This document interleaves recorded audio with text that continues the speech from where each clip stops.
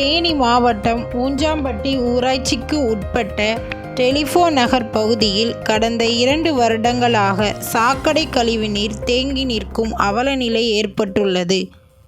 இந்த சாக்கடை கழிவுநீரால் dengue, malaria போன்ற பல நோய்கள் ஏற்பட வாய்ப்புள்ளதாகவும், மழைக்காலங்களில் பூரான், பாம்பு, தவளை போன்ற கொடிய விஷமுள்ள உயிரினங்கள் வீட்டிற்குள் வருவதால் குழந்தைகள், வயதானவர்கள், பெரியவர்கள் போன்றவர்களுக்கு உயிருக்கே ஆபத்தான நிலை ஏற்பட்டு வருகிறது.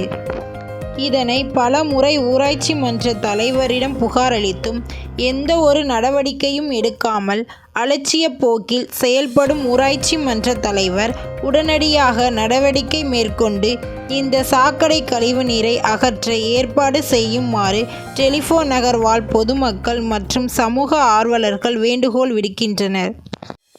ஒரு ஊராட்சியில் அனைத்து பகுதிகளையும் கவனித்து கொள்ளக்கூடிய பொறுப்பில் இருக்கும் ஊராட்சி மன்ற தலைவர்கள் இது போன்ற கவனக்குறைவற்ற செயல்பாடுகளால் பல உயிர்களுக்கு ஆபத்து ஏற்படுகின்றது.